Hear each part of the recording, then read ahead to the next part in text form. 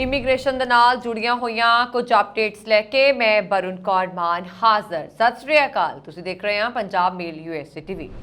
2,21,000 ਨਵੇਂ ਪ੍ਰਵਾਸੀ ਪਹੁੰਚੇ ਕੈਨੇਡਾ। ਸਰਕਾਰ ਨੇ 4,17,000 ਸਟੱਡੀ ਵੀਜ਼ਾ ਕੀਤੇ ਜਾਰੀ।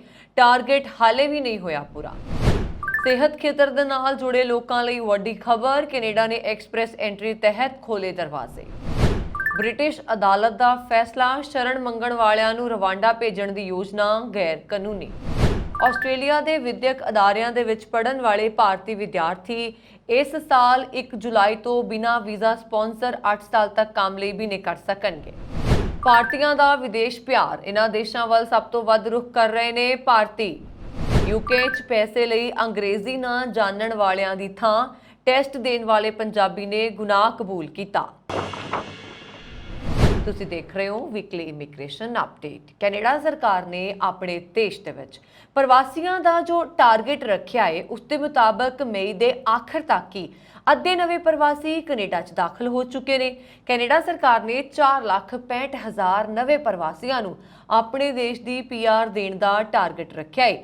ਮਿਲੀ ਜਾਣਕਾਰੀ ਦੇ ਮੁਤਾਬਕ ਮਈ ਦੇ ਅੰਤ ਤੱਕ ਹੀ 2,21,000 ਨਵੇਂ ਪ੍ਰਵਾਸੀ ਕੈਨੇਡਾ ਦੀ ਧਰਤੀ ਤੇ ਪੈਰ ਰੱਖ ਚੁੱਕੇ ਨੇ। ਦੂਜੇ ਪਾਸੇ ਇਮੀਗ੍ਰੇਸ਼ਨ ਵਿਭਾਗ ਦੇ ਵੱਲੋਂ ਜਨਵਰੀ ਤੋਂ ਮਈ ਦੇ ਦਰਮਿਆਨ 4,17,000 ਸਟੱਡੀ ਵੀਜ਼ਾ ਜਾਰੀ ਕੀਤੇ ਗਏ ਨੇ।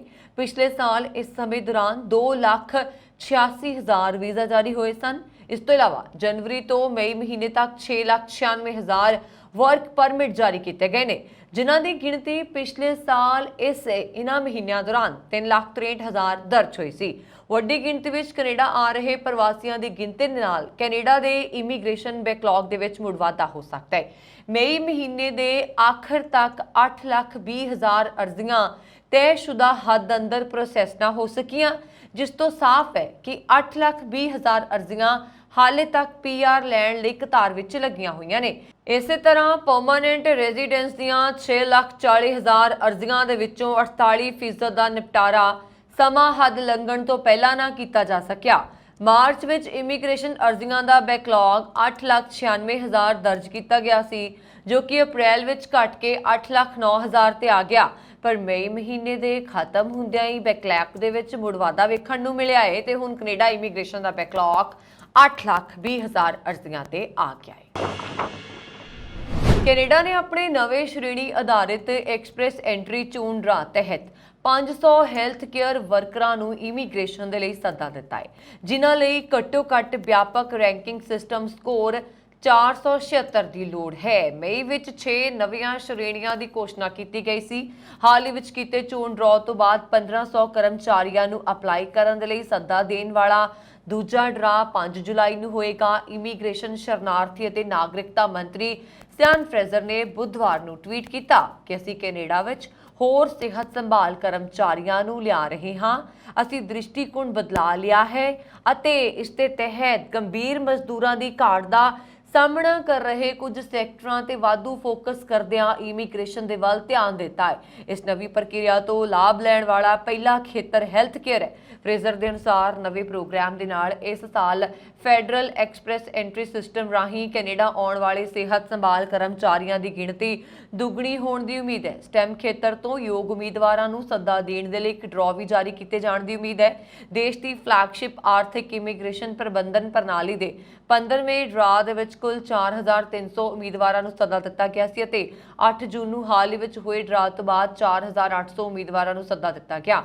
31 ਮਈ ਨੂੰ IRCCC ਨੇ ਐਕਸਪ੍ਰੈਸ ਐਂਟਰੀ ਦੇ ਲਈ ਨਵੀਂ ਸ਼੍ਰੇਣੀ ਆਧਾਰਿਤ ਚੋਣ ਦਾ ਐਲਾਨ ਕੀਤਾ, ਜਿਸ ਵਿੱਚ ਸਿਹਤ ਸੰਭਾਲ, ਖੇਤੀਬਾੜੀ, ਖੇਤੀ ਭੋਜਨ, ਸਟੈਮ ਪੇਸ਼ਿਆਂ ਅਤੇ ਵਪਾਰਾਂ ਜਿਵੇਂ ਕਿ ਤਰਖਾਣ, ਪਲੰਬਰ, ਠੇਕੇਦਾਰ, ਟਰਾਂਸਪੋਰਟ ਵਰਗੇ ਖੇਤਰਾਂ 'ਚ ਕੰਮ ਦਾ ਤਜਰਬਾ ਰੱਖਣ ਵਾਲੇ ਉਮੀਦਵਾਰਾਂ ਤੇ ਧਿਆਨ ਕੇਂਦਰਿਤ ਕੀਤਾ ਗਿਆ। ਹੈਲਥ ਕੇਅਰ ਨੌਕਰੀਆਂ ਯੋਗ ਕਿੱਤਿਆਂ ਦੀ ਸਭ ਤੋਂ ਵੱਡੀ ਸੰਖਿਆ ਬਣਾਉਂਦੀਆਂ ਨੇ। ਕੁੱਲ ਮਿਲਾ ਕੇ 351 ਇਹਨਾਂ ਵਿੱਚ ਡਾਕਟਰ, ਨਰਸ, ਦੰਦਾਂ ਦੇ ਡਾਕਟਰ, ਫਾਰਮਾਸਿਸਟ, ਫਿਜ਼ੀਓਥੈਰੇਪਿਸਟ ਅਤੇ ਅੱਖਾਂ ਦੇ ਮਾਹਿਰ ਸ਼ਾਮਲ ਨੇ। ਇੱਕ CIC ਰਿਪੋਰਟ ਦੇ ਵਿੱਚ ਕਿਹਾ ਗਿਆ ਹੈ ਕਿ ਸਟੈਟਿਕਸ ਕੈਨੇਡਾ ਦੇ ਹਾਲੀਆ ਨੌਕਰੀਆਂ ਦੇ ਖਾਲੀ ਅਸਾਮੀਆਂ ਦੇ ਅੰਕੜੇ ਦਰਸਾਉਂਦੇ ਨੇ ਕਿ ਮਾਰਚ 2023 ਤੱਕ ਸਿਹਤ ਸੰਭਾਲ ਅਤੇ ਸਮਾਜਿਕ ਸਹਾਇਤਾ ਖੇਤਰ 'ਚ 1,44,500 ਖਾਲੀ ਅਸਾਮੀਆਂ ਨੇ, ਜਦ ਸਾਰੀਆਂ ਖਾਲੀ ਅਸਾਮੀਆਂ ਦਾ 17.7% ਨੇ। 2017 ਅਤੇ 2022 ਦੇ ਵਿਚਕਾਰ 21,656 ਹੁਨਰਮੰਦ ਨਵੇਂ ਆਏ ਲੋਕ ਸਿਹਤ ਕਿੱਤਿਆਂ 'ਚ ਕੰਮ ਕਰਨ ਦੇ ਲਈ ਕੈਨੇਡਾ ਪਹੁੰਚੇ। ਕੈਨੇਡਾ ਦੀ ਲੇਬਰ ਫੋਰਸ ਵਾਧੇ ਵਿੱਚ ਇਮੀਗ੍ਰੇਸ਼ਨ ਦਾ ਯੋਗਦਾਨ ਲਗਭਗ 100% ਹੈ, ਜੋ ਮੁੱਖ ਖੇਤਰਾਂ 'ਚ ਮਜ਼ਦੂਰਾਂ ਦੀ ਘਾਟ ਨੂੰ ਪੂਰਾ ਕਰਨ ਦੇ ਵਿੱਚ ਮਦਦ ਕਰਦਾ ਹੈ। यूके ਦੀ ਇੱਕ ਅਦਾਲਤ ਨੇ ਵੀਰਵਾਰ ਨੂੰ ਫੈਸਲਾ ਸੁਣਾਇਆ ਕਿ ਪ੍ਰਵਾਸੀਆਂ ਨੂੰ ਇੰਗਲਿਸ਼ ਚੈਨਲ ਦੇ ਪਾਰ ਖਤਰਨਾਕ ਯਾਤਰਾ ਕਰਨ ਤੋਂ ਰੋਕਣ ਦੀ ਕੋਸ਼ਿਸ਼ ਵਿੱਚ ਸ਼ਰਨ ਮੰਗਣ ਵਾਲਿਆਂ ਨੂੰ ਰਵਾਂਡਾ ਭੇਜਣ ਦੀ ਸਰਕਾਰ ਦੀ ਯੋਜਨਾ ਗੈਰ ਕਾਨੂੰਨੀ ਹੈ। ਕੋਰਟ ਆਫ ਅਪੀਲ ਜੱਜਾਂ ਨੇ ਕਿਹਾ ਕਿ ਰਵਾਂਡਾ ਨੂੰ ਸੁਰੱਖਿਅਤ ਤੀਜਾ ਦੇਸ਼ ਨਹੀਂ ਮੰਨਿਆ ਜਾ ਸਕਦਾ ਜਿੱਥੇ ਪ੍ਰਵਾਸੀਆਂ ਨੂੰ ਭੇਜਿਆ ਜਾ ਸਕਦਾ ਹੈ। ਤੀਜਾ ਦੇਸ਼ ਸ਼ਬਦ ਉਹਨਾਂ ਦੇਸ਼ਾਂ ਲਈ ਵਰਤਿਆ ਜਾਂਦਾ ਹੈ ਜੋ ਯੂਰੋਪੀਅਨ ਯੂਨੀਅਨ ਦੇ ਮੈਂਬਰ ਨਹੀਂ ਹਨ ਅਤੇ ਜਿਨ੍ਹਾਂ ਦੇ ਨਾਗਰਿਕਾਂ ਦੀ ਯੂਰੋਪੀਅਨ ਦੇਸ਼ਾਂ ਵਿੱਚ ਸੁਤੰਤਰ ਆਵਾਜਾਈ ਨਹੀਂ ਹੈ। ਸਰਕਾਰ ਦੇ ਇਸ ਫੈਸਲੇ ਨੂੰ ਬ੍ਰਿਟੇਨ ਦੀ ਸੁਪਰੀਮ ਕੋਰਟ 'ਚ ਚੁਣੌਤੀ ਦਿੱਤੇ ਜਾਣ ਦੀ ਸੰਭਾਵਨਾ ਹੈ। ਪ੍ਰਧਾਨ ਮੰਤਰੀ ਰਿਸ਼ੀ ਸੁਨਕ ਦੀ ਕੰਜ਼ਰਵੇਟਿਵ ਸਰਕਾਰ ਨੇ ਕਿਸ਼ਤੀਆਂ ਨੂੰ ਰੋਕਣ ਦਾ ਵਾਅਦਾ ਕੀਤਾ ਹੈ। ਯੂਕੇ 'ਚ ਦਾਖਲ ਹੋਣ ਦੀ ਉਮੀਦ ਰੱਖਣ ਵਾਲੇ ਬਹੁਤ ਸਾਰੇ ਪ੍ਰਵਾਸੀ ਉੱਤਰੀ ਫਰਾਂਸ ਤੋਂ ਕਿਸ਼ਤੀ ਰਾਹੀਂ ਆਪਣੀ ਯਾਤਰਾ ਸ਼ੁਰੂ ਕਰਦੇ ਨੇ। 2022 ਦੇ ਵਿੱਚ ਇੰਗਲਿਸ਼ ਚੈਨਲ ਨੂੰ ਪਾਰ ਕਰਕੇ 45,000 ਤੋਂ ਵੱਧ ਲੋਕ ਬ੍ਰਿਟੇਨ ਪਹੁੰਚੇ ਅਤੇ ਇਸੇ ਕੋਸ਼ਿਸ਼ ਦੇ ਵਿੱਚ ਕਈ ਲੋਕਾਂ ਦੀ ਮੌਤ ਹੋ ਗਈ। ਯੂਕੇ ਤੇ ਰਵਾਂਡਾ ਦੀਆਂ ਸਰਕਾਰਾਂ 1 ਸਾਲ ਤੋਂ ਵੱਧ ਸਮਾਂ ਪਹਿਲਾਂ ਇਸ ਗੱਲ ਤੇ ਸਹਿਮਤ ਹੋਈਆਂ ਸਨ ਕਿ ਛੋਟੀਆਂ ਕਿਸ਼ਤੀਆਂ ਤੇ ਯੂਕੇ ਆਉਣ ਵਾਲੇ ਪ੍ਰਵਾਸੀਆਂ ਨੂੰ ਰਵਾਂਡਾ ਭੇਜਿਆ ਜਾਏਗਾ ਅਤੇ ਉੱਥੇ ਸ਼ਰਨ ਮੰਗਣ ਵਾਲਿਆਂ ਦੇ ਦਾਅਵਿਆਂ ਤੇ ਕਾਰਵਾਈ ਕੀਤੀ ਜਾਏਗੀ। ਜਿਨ੍ਹਾਂ ਨੂੰ ਸ਼ਰਨ ਦਿੱਤੀ ਗਈ ਹੈ ਉਹ ਯੂਕੇ ਵਾਪਸ ਦੀ ਬਜਾਏ ਪੂਰਬੀ ਅਫਰੀਕੀ ਦੇਸ਼ਾਂ 'ਚ ਹੀ ਰਹਿਣਗੇ। ਆਸਟ੍ਰੇਲੀਆ ਦੇ ਵਿਦਿਅਕ ਅਦਾਰਿਆਂ ਦੇ ਵਿੱਚ ਪੜ੍ਹਨ ਵਾਲੇ ਭਾਰਤੀ ਵਿਦਿਆਰਥੀ ਇਸ ਸਾਲ 1 ਜੁਲਾਈ ਤੋਂ ਬਿਨਾਂ ਵੀਜ਼ਾ ਸਪਾਂਸਰ 8 ਸਾਲ ਤੱਕ ਕੰਮ ਕਰਨ ਦੇ ਲਈ ਬਿਨੇ ਕਰ ਸਕਣਗੇ। ਵਰਕ ਵੀਜ਼ਾ ਤੇ 2 ਸਾਲ ਦਾ ਵਿਸਥਾਰ ਵੀ ਮਿਲ ਸਕੇਗਾ।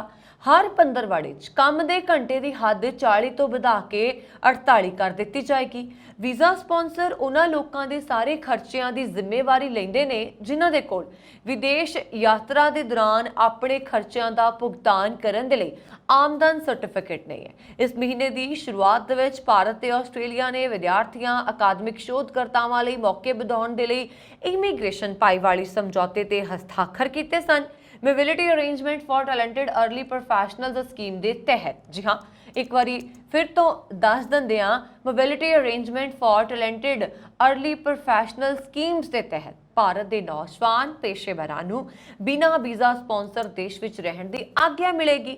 अस्थाई वीज़ा प्रोग्राम के रूप दे विच MATES विच विशेष खेतरां 'च डिग्री दे नाल मानता प्राप्त भारतीय यूनीवर्सिटियां दे ग्रैजुएट शामिल ने। MATES ਵੀਜ਼ਾ ਲਈ ਯੋਗ ਖੇਤਰਾਂ 'ਚ ਇੰਜੀਨੀਅਰਿੰਗ, ਮਾਈਨਿੰਗ, ਵਿੱਤੀ ਤਕਨੀਕ, ਆਰਟੀਫੀਸ਼ੀਅਲ ਇੰਟੈਲੀਜੈਂਸ, IT, ਖੇਤੀਬਾੜੀ ਤੋਂ ਨਵਿਆਉਣਯੋਗ ਊਰਜਾ ਸ਼ਾਮਲ ਨੇ। MATES ਵੀਜ਼ਾ ਪ੍ਰੋਗਰਾਮ ਦੇ ਲਈ ਯੋਗ ਹੋਣ ਦੇ ਲਈ ਜ਼ਰੂਰੀ ਹੈ ਕਿ ਉਮੀਦਵਾਰਾਂ ਦੀ ਉਮਰ 31 ਸਾਲ ਤੋਂ ਘੱਟ ਹੋਏ, ਕਿਸੇ ਮਾਨਤਾ ਪ੍ਰਾਪਤ ਯੂਨੀਵਰਸਿਟੀ ਤੋਂ ਆਪਣੀ ਸਿੱਖਿਆ ਪੂਰੀ ਕੀਤੀ ਹੋਏ ਤੇ ਆਪਣੇ ਕਰੀਅਰ ਦੇ ਸ਼ੁਰੂਆਤੀ ਪੜਾਅ 'ਚ ਹੋਏ। MATES ਵੀਜ਼ਾ ਲਈ ਫੀਸ ਦਾ ਐਲਾਨ ਹਾਲੇ ਨਹੀਂ ਕੀਤਾ ਗਿਆ। ਇਸ ਦੇ ਨਾਲ ਹੀ ਜੁਲਾਈ ਤੋਂ ਆਸਟ੍ਰੇਲੀਆ ਤੋਂ ਬਾਹਰ ਦੇ ਵਿਦਿਆਰਥੀਆਂ ਲਈ ਮਨਜ਼ੂਰ ਕਾਰਜ ਘੰਟੇ ਦੀ ਹੱਦ 2 ਸਾਲ ਦੇ ਵਰਕ ਵੀਜ਼ਾ ਵਿਸਥਾਰ ਨਾਲ ਪ੍ਰਤੀ ਪੰਦਰਵਾੜੇ 40 ਤੋਂ ਘਟਾ ਕੇ 48 ਘੰਟੇ ਕਰ ਦਿੱਤੀ ਜਾਏਗੀ। ਆਸਟ੍ਰੇਲੀਆ ਨੇ ਇਸ ਸਾਲ ਅਪ੍ਰੈਲ 'ਚ ਕਿਹਾ ਸੀਗਾ ਕਿ ਉਹ ਆਪਣੀ ਇਮੀਗ੍ਰੇਸ਼ਨ ਪ੍ਰਣਾਲੀ 'ਚ ਸੁਧਾਰ ਕਰੇਗਾ। ਕੁਸ਼ਲ ਇਮੀਗ੍ਰਾਂਟ ਨੂੰ ਲਭਾਉਣ ਦੇ ਲਈ ਉੱਚ ਕੁਸ਼ਲ ਪੇਸ਼ੇਵਰਾਂ ਲਈ ਵੀਜ਼ਾ ਪ੍ਰਕਿਰਿਆ ਨੂੰ ਤੇਜ਼ ਤੇ ਆਸਾਨ ਬਣਾਇਆ ਜਾਏ। ਵਿਦੇਸ਼ ਦੇ ਵਿਦਿਆਰਥੀਆਂ ਨੂੰ ਬਣਾਈ ਰੱਖਣ ਲਈ ਕਦਮ ਚੁੱਕੇ ਜਾਣਗੇ। ਸਰਕਾਰ ਨੇ ਇਹ ਵੀ ਐਲਾਨ ਕੀਤਾ ਹੈ ਕਿ ਹੁਨਰ ਦੀ ਕਮੀ ਵਾਲੇ ਖੇਤਰਾਂ 'ਚ ਚੋਣਵੀਆਂ ਡਿਗਰੀਆਂ ਵਾਲੇ ਗ੍ਰੈਜੂਏਟਸ ਦੇ ਲਈ ਅਧਿਐਨ ਤੋਂ ਬਾਅਦ ਕੰਮ ਦੇ ਅਧਿਕਾਰ ਤੇ 2 ਸਾਲ ਦਾ ਵਿਸਥਾਰ ਮਿਲ ਸਕੇਗਾ। ਚੋਣਵੇਂ ਗ੍ਰੈਜੂਏਟ ਡਿਗਰੀ ਲਈ ਅਧਿਐਨ ਤੋਂ ਬਾਅਦ ਵਰਕ ਪਰਮਿਟ ਨੂੰ 2 ਤੋਂ 4 ਸਾਲ, ਚੋਣਵੇਂ ਮਾਸਟਰ ਡਿਗਰੀ ਦੇ ਲਈ 3 ਤੋਂ 5 ਸਾਲ ਤੇ ਸਾਰੇ ਡਾਕਟਰੇਟ ਡਿਗਰੀ ਲਈ 4 ਤੋਂ 6 ਸਾਲ ਤੱਕ ਵਧਾਇਆ ਜਾਏਗਾ। ਵਿਦੇਸ਼ ਮੰਤਰਾਲਾ ਦੇ 2022 ਦੇ ਅੰਕੜਿਆਂ ਦੇ ਮੁਤਾਬਕ ਵੱਖ-ਵੱਖ ਆਸਟ੍ਰੇਲੀਆਈ ਯੂਨੀਵਰਸਿਟੀਆਂ ਦੇ ਵਿੱਚ ਲਗਭਗ 1 ਲੱਖ ਭਾਰਤੀ ਵਿਦਿਆਰਥੀ ਪੜ੍ਹ ਰਹੇ ਹਨ। ਜਦੋਂ ਵਿਦੇਸ਼ ਜਾਣ ਅਤੇ ਸੈਟਲ ਹੋਣ ਦੀ ਗੱਲ ਆਉਂਦੀ ਹੈ ਤਾਂ ਭਾਰਤੀ ਸਭ ਤੋਂ ਅੱਗੇ ਨੇ। ਅੰਕੜੇ ਵੇਖੀਏ ਤਾਂ ਵਿਦੇਸ਼ਾਂ 'ਚ 3.2 ਕਰੋੜ ਭਾਰਤੀ ਜਾ ਕੇ ਵਸੇ ਹੋਏ ਨੇ। ਜਿਨ੍ਹਾਂ ਦੇ ਵਿੱਚੋਂ ਇੱਕ 86.8 ਲੱਖ ਭਾਰਤੀ ਮੂਲ ਦੇ ਨੇ ਅਤੇ 134.5 ਲੱਖ NRI ਨੇ। ਅਸਲ ਦੇ ਵਿੱਚ ਵਿਸ਼ਵ ਦੀਆਂ ਸਿਖਰਲੀਆਂ ਅਰਥ ਵਿਵਸਥਾਵਾਂ ਕਿਰਤ ਦੀ ਘਾਟ ਨੂੰ ਦੂਰ ਕਰਨ ਦੇ ਲਈ ਅਰਧ ਹੁਨਰਮੰਦ ਅਤੇ ਹੁਨਰਮੰਦ ਪੇਸ਼ੇਵਰਾਂ ਦੀ ਭਾਲ ਕਰ ਰਹੀਆਂ ਨੇ, ਉਹਨਾਂ ਨੂੰ ਵਿਆਪਕ ਲਾਭ ਪ੍ਰਦਾਨ ਕਰ ਰਹੀਆਂ ਨੇ ਅਤੇ ਉਹਨਾਂ ਦੇ ਜੀਵਨ ਪੱਧਰ ਨੂੰ ਉੱਚਾ ਚੁੱਕ ਰਹੀਆਂ ਨੇ। ਇਸੇ ਕਾਰਨ ਇਹਨਾਂ ਦੇਸ਼ਾਂ 'ਚ ਜਾ ਕੇ ਵਸਣ ਦੀ ਲੋਕਾਂ ਦੀ ਇੱਛਾ ਹੁਣ ਤੱਕ ਦੇ ਸਭ ਤੋਂ ਉੱਚੇ ਪੱਧਰ ਤੇ ਅੱਜ ਦੀ ਤਰੀਕ ਦੇ ਵਿੱਚ ਪਹੁੰਚ ਗਈ ਹੈ। ਵਿਦੇਸ਼ ਮੰਤਰਾਲਾ ਦੇ ਅੰਕੜਿਆਂ ਦੇ ਮੁਤਾਬਕ ਭਾਰਤ ਦੇ ਅਮਰੀਕਾ ਜਾਣ ਦਾ ਸਿਲਸਿਲਾ ਜਾਰੀ ਹੈ। 2021 'ਚ 78.284 ਲੋਕਾਂ ਨੇ ਆਪਣੀ ਭਾਰਤੀ ਨਾਗਰਿਕਤਾ ਛੱਡ ਦਿੱਤੀ। ਆਸਟ੍ਰੇਲੀਆ 23,533 ਲੋਕਾਂ ਵੱਲੋਂ ਆਪਣੀ ਭਾਰਤੀ ਨਾਗਰਿਕਤਾ ਛੱਡਣ ਦੇ ਨਾਲ ਅਮਰੀਕਾ ਤੋਂ ਬਾਅਦ ਦੂਜੇ ਨੰਬਰ ਤੇ ਹੈ। ਇਸ ਤੋਂ ਬਾਅਦ ਕੈਨੇਡਾ ਅਤੇ ਯੂਕੇ ਨੇ। ਕੈਨੇਡਾ ਦੀ ਗਿਣਤੀ 1,597 ਹੈ ਤੇ ਯੂਕੇ ਦੀ ਗਿਣਤੀ 14,637 ਹੈ।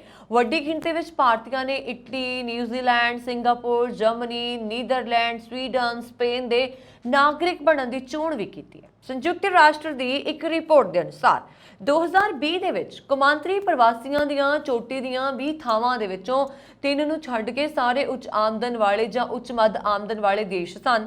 40 ਲੱਖ ਤੋਂ ਵੱਧ ਦੀ ਆਬਾਦੀ ਦੇ ਨਾਲ ਭਾਰਤੀਆਂ ਦਾ ਸਭ ਤੋਂ ਵੱਡਾ ਸਮੂਹ ਅਮਰੀਕਾ 'ਚ ਰਹਿੰਦਾ ਹੈ। ਇਸ ਤੋਂ ਬਾਅਦ UAE ਅਤੇ ਸਾਊਦੀ ਅਰਬ ਵਰਗੇ ਖਾੜੀ ਦੇਸ਼ ਨੇ। UAE ਦੇ ਵਿੱਚ 35 ਲੱਖ ਗਿਣਤੀ ਹੈ ਤੇ ਸਾਊਦੀ ਅਰਬ ਦੇ ਵਿੱਚ 25 ਲੱਖ ਗਿਣਤੀ ਹੈ ਭਾਰਤੀਆਂ ਦੀ।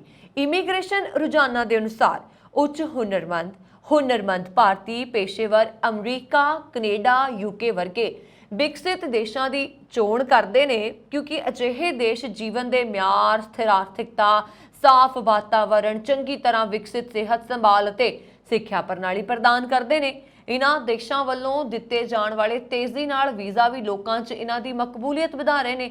ਹਾਲਾਂਕਿ ਇਮੀਗ੍ਰੇਸ਼ਨ ਮਾਹਿਰਾਂ ਦੇ ਅਨੁਸਾਰ ਵੱਡੀ ਗਿਣਤੀ ਵਿੱਚ ਭਾਰਤੀ ਕੋਵਿਡ ਤੋਂ ਬਾਅਦ Australia, New Zealand, Germany, Japan, Italy ਅਤੇ ਹੋਰ ਯੂਰੋਪੀਅਨ ਦੇਸ਼ਾਂ ਵਿੱਚ ਜਾ ਰਹੇ ਨੇ ਕਿਉਂਕਿ ਅਜਿਹੇ ਦੇਸ਼ਾਂ 'ਚ ਹੁਨਰਮੰਦ ਮਜ਼ਦੂਰਾਂ ਦੀ ਘਾਟ ਹੈ ਅਤੇ ਉਹਨਾਂ ਦੀ ਆਬਾਦੀ ਵੀ ਘੱਟ ਹੈ। ਹਾਲੀਆ ਗਲੋਬਲ ਵੈਲਥ ਮਾਈਗ੍ਰੇਸ਼ਨ ਸਮੀਖਿਆ ਭਾਰਤ ਦੇ ਨਾਲ-ਨਾਲ ਦੂਜੇ ਦੇਸ਼ਾਂ ਦੇ ਲੋਕਾਂ ਦੀ ਵੱਡੀ ਆਮਦ ਵਾਲੇ ਦੇਸ਼ ਵਜੋਂ ਆਸਟ੍ਰੇਲੀਆ ਦੀ ਵਿਸ਼ਵ ਪ੍ਰਸਿੱਧੀ ਨੂੰ ਉਜਾਗਰ ਕਰਦੀ ਹੈ। ਰਿਪੋਰਟ ਦੇ ਵਿੱਚ ਕਿਹਾ ਗਿਆ ਹੈ ਕਿ ਆਸਟ੍ਰੇਲੀਆ ਨੂੰ ਖਾਸ ਬਣਾਉਣ ਵਾਲੀ ਗੱਲ ਹੈ ਕਿ ਇਸ ਦੀ ਪੁਆਇੰਟ ਆਧਾਰਿਤ ਇਮੀਗ੍ਰੇਸ਼ਨ ਪ੍ਰਣਾਲੀ ਜੋ ਅਮੀਰ ਅਤੇ ਉੱਚ ਆਮਦਨੀ ਵਾਲੇ ਪੇਸ਼ੇਵਰਾਂ ਜਿਵੇਂ ਕਿ ਡਾਕਟਰਸ, ਵਕੀਲਾਂ, ਇੰਜੀਨੀਅਰ ਅਤੇ ਲੇਖਾਕਾਰਾਂ ਦਾ ਸਮਰਥਨ ਕਰਦੀ ਹੈ। ਜਦੋਂ ਕਿ ਬਹੁਤ ਸਾਰੇ ਅਰਧ ਹੁਨਰਮੰਦ ਭਾਰਤੀ ਵੀ ਉਪਰੋਕਤ ਦੇਸ਼ਾਂ 'ਚ ਰਹਿੰਦੇ ਨੇ।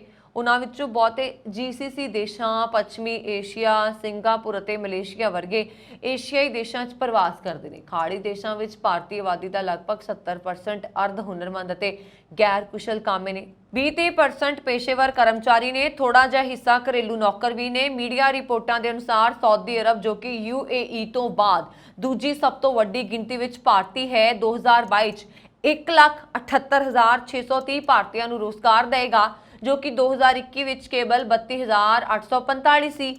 ਕੁਵੈਤ ਇਸ ਟਾਈਮ ਜੋ ਅਖਬਾਰ ਛਾਪਦੇ ਨੇ ਕਿ 71,432 ਭਾਰਤੀਆਂ ਦੇ ਨਾਲ ਦੂਜੇ ਅਤੇ UAE 33,233 ਭਾਰਤੀਆਂ ਦੇ ਨਾਲ ਦੂਜੇ ਸਥਾਨ ਤੇ ਰਿਹਾ।